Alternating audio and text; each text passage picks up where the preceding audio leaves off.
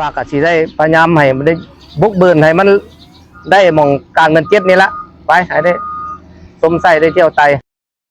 โครงการก่อสร้างครัวคำนำเสดนเขตบ้านบุรพาหาบ้านตันเปียวได้เริ่มลงมือก่อสร้างในต้นปี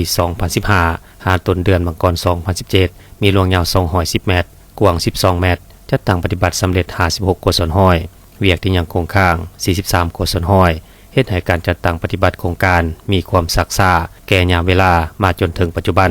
ย้อนเห็นได้ถึงความสำคัญและความจำเป็นของประชาชนภาคและรัฐก็คือกระทรวงโยธาธิการและขนส่งจึงได้มีการประสานสมทบกับภาคส่วนที่เกี่ยวข้องและมอบให้บริษัทรัฐวิสาหกิจก่อสร้างคมนาคมสืบต่อลงมือก่อสร้างเวียกที่ยังบ่ทันสำเร็จซึ่งระยะที่2แม้ลงมือจัดตั้งปฏิบัติมาแต่เดือนมีนาคม 2016ซึ่งประกอบมีนาเวียกเทไปตรงพื้นขัวเททางไปตรงเข้าหาส่วนขัวทั้ง2เบื้องละ30 เมตรกว้าง12 เมตรสร้างกันเจือนติดตั้งหาวพนักขัว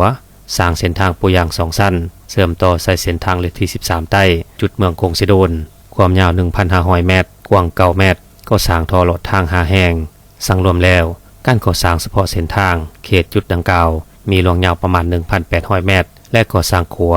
210 เมตรซึ่งเป็นโครงการที่บ่ทันได้มีการเซ็นสัญญาได้รับการอนุมัติจากกระทรวงโยธาธิการและขนส่งให้ลงมือจัดตั้งปฏิบัติก่อนพวกเขากับใต้การชี้นำของกระทรวงการเซ็นสัญญาก็ยังบ่ได้เซ็นสัญญาเด้อแต่พวกเขามาเฮ็ดให้เพราะกระทรวงแนะนำมาเฮ็ดเพื่ออยากให้มันแล้วให้พ่อแม่ประชาชนได้สมใจมูลค่าการก่อสร้างนี่ก็คร่าวๆแต่ว่าเพิ่นก็ยังบ่ได้เซ็นสัญญาเนาะเฮาก็จะสามารถคาดเดายังบ่ได้เพราะว่าทางกระทรวงเพิ่นมอบให้เฮาว่ามันสิเท่าใดพวกเฮาก็ยังมาเฮ็ดตามขั้นตอนมันซื่อๆขั้วแห่งนี้ในเมื่อสร้างสำเร็จจะอำนวยความสะดวกให้กับประชาชนในการไปมาแลกเปลี่ยนซื้อขายสินค้าลดต้นทุน